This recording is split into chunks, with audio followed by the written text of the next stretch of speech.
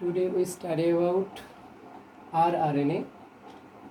rRNA এর full form হলো ribosomal RNA. এর ফিচার্স আমরা জেনেছি, এটা সবথেকে স্টেবল আরএনএ এবং সবথেকে বেশি পরিমাণেও থাকে, প্রায় 80% থাকে। It form structural component of ribosome. রাইবোজোমের এটা গঠনগত উপাদান rRNA. It also have enzymatic, that is ribozyme role during translation. এটা একটা enzymatic রোলও পালন করে, এটা আমরা আগেও বলেছিলাম। It play both dual role, that is structural as well as catalytic role during translation. In case of prokaryotes, 23S rRNA, and in case of eukaryotes, 28S rRNA acts as peptidal transferase. Prokaryote 23S rRNA হিসাবে কাজ করে পেপটাইডাল transfer. ইউক্যারিওটে 28S rRNA acts as peptidal transferase, helps in peptide bond formation during translation. প্রোক্যারিওটের ক্ষেত্রে এই 23S rRNA acts as ribozyme or peptidal transferase. In case of eukaryote, 28S rRNA acts as ribozyme or peptidal transferase, যেটা protein সিনথেসিসের সময় peptide bond গঠনে সাহায্য করে। আমি ওই prokaryote tRNA, mRNA, আরআরএনএর পার্থক্য করার সময় ওই সাইন ডায়াগ্রাম সিকোয়েন্সে একটা ভুল বলেছিলাম। আমি ওখানে সম্ভবত বলেছিলাম প্রোক্যারিওটের ক্ষেত্রে 60S রাইবোজোম থাকে, এটা ভুল। প্রোক্যারিওটের ক্ষেত্রে থাকে 70S রাইবোজোম, যেটা ভাগ হবে কিরম করে, একটা থাকবে 50S আর একটা থাকবে 30S। এটা লার্জ সাব ইউনিট, এটা স্মল সাব ইউনিট। আর ইউক্যারিওটের ক্ষেত্রে থাকে 80S রাইবোজোম, একটা থাকবে 60S আর একটা থাকবে 40S। এটাকে একটু ঠিক করে নাও। আমি আরেকবার এটা আমি ভুল স্বীকার করছি যে প্রোক্যারিওটের ক্ষেত্রে রাইবোজোম আমি আগের ভিডিওতে বলেছি 60S, ওটা হবে কত, 70S। প্রোক্যারিওটের ক্ষেত্রে 70S রাইবোজোম থাকে, যার লার্জ সাব ইউনিট হচ্ছে কত, 50, স্মল সাব ইউনিট হবে 30। In case of eukaryotes, large sub unit হবে 60S এবং স্মল সাব ইউনিট হবে 40S. This is preliminary idea about rRNA. R rRNA প্রোক্যারিওটের ক্ষেত্রে কেমন স্ট্রাকচার, ইউক্যারিওটের ক্ষেত্রে কেমন স্ট্রাকচার, আমরা এরপরে আলাদা করে লিখছি এখানে।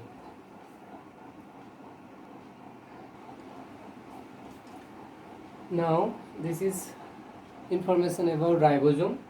Ribosome is the smallest cell organelle. সবথেকে ছোট সেল অর্গানেলের নাম হচ্ছে যে কি রাইবোজোম। এটা প্রোটিন ফ্যাক্টরি হিসেবে কাজ করে বা ইঞ্জিন অফ সেল বলা হয়। তো ribosome mainly made of ribonucleoparticles. Ribonucleoparticles, that is rRNA থাকে এবং প্রোটিন থাকে। অর্গানিজমভাবে ভাগ করে প্রোক্যারিওট এবং ইউক্যারিওট, দু রকমের হয় 70S এবং 80S। 70S ribosome found in prokaryote, 80S ribosome found in eukaryotes. S means Vedberg unit বা Vedberg sedimentation coefficient. Vedberg unit, S stands for Vedberg unit. 70S রাইবোজোমের 70S এর রাইবোজোম হয়, তার মধ্যে 60 থেকে 65% rRNA থাকে এবং 80S যে রাইবোজোম হয় তার মধ্যে 40% rRNA থাকে। 70S যে রাইবোজোম হয় তার মধ্যে 25 থেকে 40% প্রোটিন থাকে। 80S যে রাইবোজোম হয় তার মধ্যে 55% প্রোটিন থাকে। 70S রাইবোজোম ধরে নিচ্ছি এটা পুরোটাই 70S রাইবোজোম, অর্থাৎ এটাকে ভাঙলে এই একটা ইউনিট হবে আর এই একটা ইউনিট হবে, অর্থাৎ এটাকে বলা যাচ্ছে লার্জ সাব ইউনিট, এটা হচ্ছে যে স্মল সাব ইউনিট, অর্থাৎ এটা পুরোটা একটা রাইবোজোম। This is ribosome. এবং যখন সেডিমেন্ট করা হয়, একটা লার্জ হয় একটা স্মল হয়, লার্জ এবং স্মল। যখন এরা পরস্পর যুক্ত হয়ে যাবে তাহলে হবে তখন 70S। যখন আলাদা হবে, একটা হবে, এটাকে বলা হবে লার্জ সাব ইউনিট, এটা 50S আর এটা হবে 30S। In case of eukaryotes এটা হবে কি 60S আর এটা হবে 40S। লার্জ সাব ইউনিটের মধ্যে দু রকমের rRNA থাকে, একটা হচ্ছে 23S rRNA এবং 5S rRNA। এবং স্মল সাব ইউনিটের মধ্যে অর্থাৎ 30s এর মধ্যে 16s rRNA থাকে। এই স্মল সাব ইউনিটটা প্রোক্যারিওটের ক্ষেত্রে ওই sign ডালগানো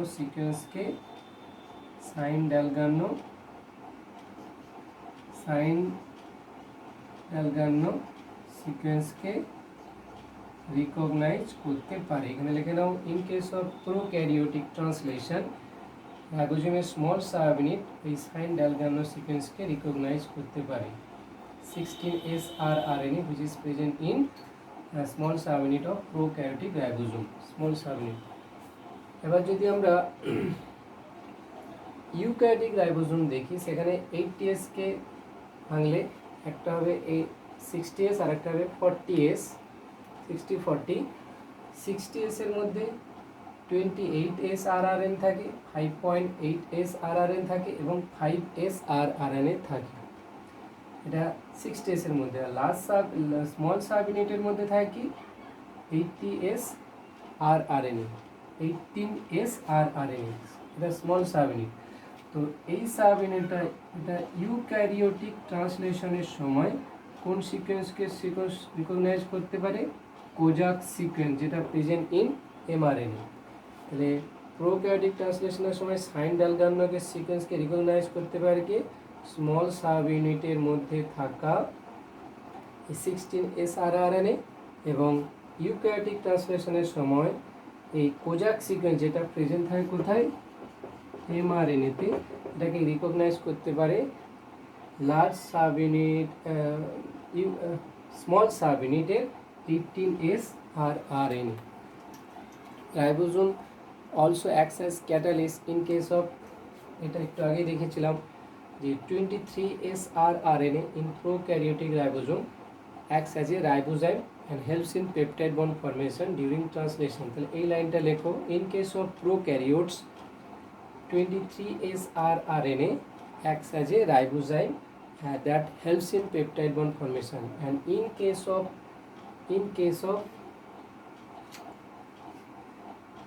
of eukaryotes 28s rRNA acts as a ribozyme and helps in peptide bond formation।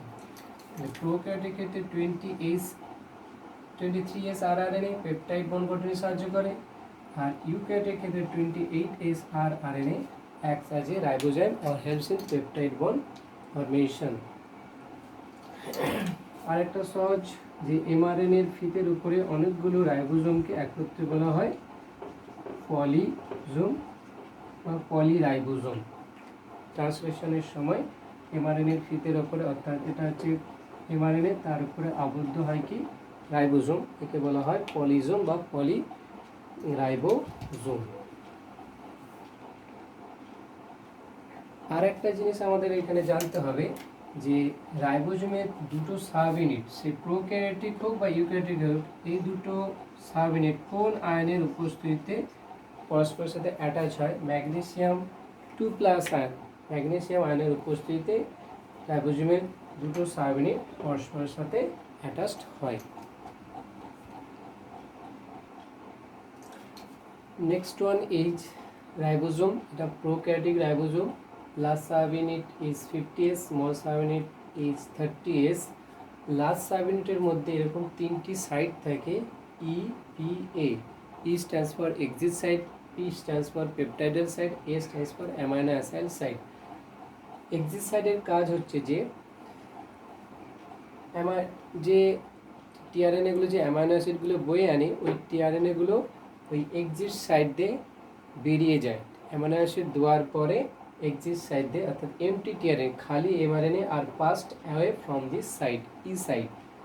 P side peptidyl site, এটা ডোনার সাইড বলা হয় কারণ it helps in peptide bond formation. Peptide bond formation হয় কোন সাইডে? পি সাইডে বা peptidyl সাইডে। And A stands for amino acid side or acceptor side, কারণ অ্যামাইনো অ্যাসিড অ্যাকসেপ্টর সাইড হিসাবে কাজ করে কে এই এ সাইড। ভালো করে মনে রাখতে হবে, during translation first tRNA comes and binds with P side. প্রথম টিআরএনএ যেটা আসবে, আমরা যদি এরকম টিআরএনএ স্ট্রাকচার আঁকি, এই ফার্স্ট টিআরএন যুক্ত হয় কোথায়? পি সাইটে অ্যামাইনো অ্যাসিড নিয়ে আসবে, এবং তারপরে ফার্স্ট হয়ে গেল, ফার্স্ট অ্যামাইনো অ্যাসিডকে বয়ে আনে টিআরএনএ, এবং সেটা এই লার্জ সাব ইউনিটের কোথায় বসে? পি সাইটে বসে। তারপরে সেকেন্ড কতগুলো অ্যামাইনো অ্যাসিড আসবে? 20টা, কারণ একটা প্রোটিনের মধ্যে 20টা অ্যামাইনো অ্যাসিড থাকে, তাহলে second, third, fourth, fifth dot dot dot 20তম tRNA comes and bind with A site, অর্থাৎ প্রথম টিআরএনএ শুধু যুক্ত হয় পি সাইটে, তারপরে সব টিআরএনএ আসবে কোন সাইটে? এ সাইটে। First tRNA comes and binds with P site of large subunit, and second, third, fourth and 19 and 20তম টিআরএনএ যুক্ত হবে কোন সাইটে? এ সাইটে। প্রথমটা শুধু পি সাইটে, বাকি সব এ সাইটে আসবে, যে আস্তে আস্তে এদিক থেকে সরতে থাকবে। শুধু প্রথমটা যুক্ত হয় পি সাইটে, বাকি সব এ সাইটে যুক্ত হয়। প্রথমটা পি সাইড থেকে আবার ই সাইডে চলে এলে সেকেন্ডটা এ সাইডে চলে আসবে, সেকেন্ডটা পি সাইডে চলে আসবে, আবার এটা থার্ডটা এ সাইডে চলে আসবে। শুধুমাত্র প্রথমটা পি সাইডে যুক্ত হবে, তার সেকেন্ডটা এ সাইডে যুক্ত হবে, ফার্স্টটা যখন ই সাইডে চলে আসবে তাহলে সেকেন্ডটা আবার পি সাইডে চলে আসবে, থার্ডটা আবার এ সাইডে যুক্ত হবে। ভালো করে মনে রাখতে, শুধুমাত্র প্রথম টিআরএনএ যুক্ত হয় পি সাইডে, তারপরের বাকি সব টিআরএন যুক্ত হয় এ সাইডে। ডিউরিং ট্রান্সলেশনের সময় যে small sub first bind with ribosome, অর্থাৎ এইতে এমআরএনএ রাইবোজোমের এই যে ইনিশিয়েশন কোডন ছিল বা আনট্রান্সলেটেড রিজিয়ন ছিল, ওখানে যুক্ত হয় রাইবোজোমের কোন সাব ইউনিট ফার্স্টে? স্মল সাব ইউনিট ফার্স্টে যুক্ত হয়। ডিউরিং ট্রান্সলেশন রাইবোজোমের কোন সাব ইউনিট ফার্স্টে যুক্ত হয়, এবং ট্রান্সলেশনের সময় কোন সাইট পেপটাইড বন্ড গঠনে সাহায্য করে? It is P site.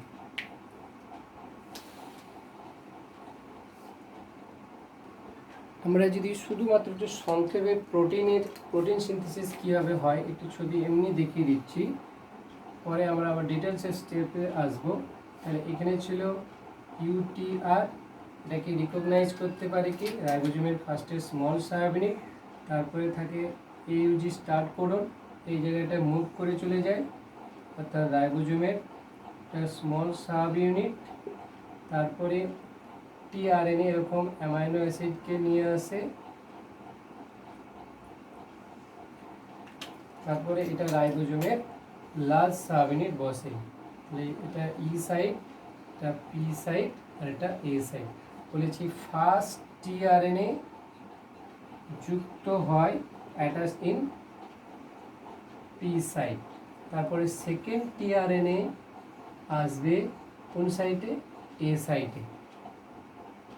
First tRNA যুক্ত হয় পি সাইডে, এবার এই সাইড থেকে পি সাইড থেকে যখন ফার্স্ট টিআরএনটা ই সাইডে চলে আসবে তাহলে পি সাইডটা ফাঁকা হয়ে যাবে, এ সাইডে যে অ্যামাইনো টিআরএনএটা ঢুকছিল সে আবার চলে আসবে কোথায়? পি সাইড, তাহলে কন্টিনিউয়াস চলতে থাকবে। এটা হচ্ছে যে প্রোটিন সিনথেসিসের একটা ছোট্ট আইডিয়া বলা হলো। আমরা যখন প্রোটিন সিনথেসিসে অনেক স্টেপস আছে সেটা পরে আলোচনা করব। এখানে একটা এমসিকিউ দেয় যে ইন হুইচ সাইট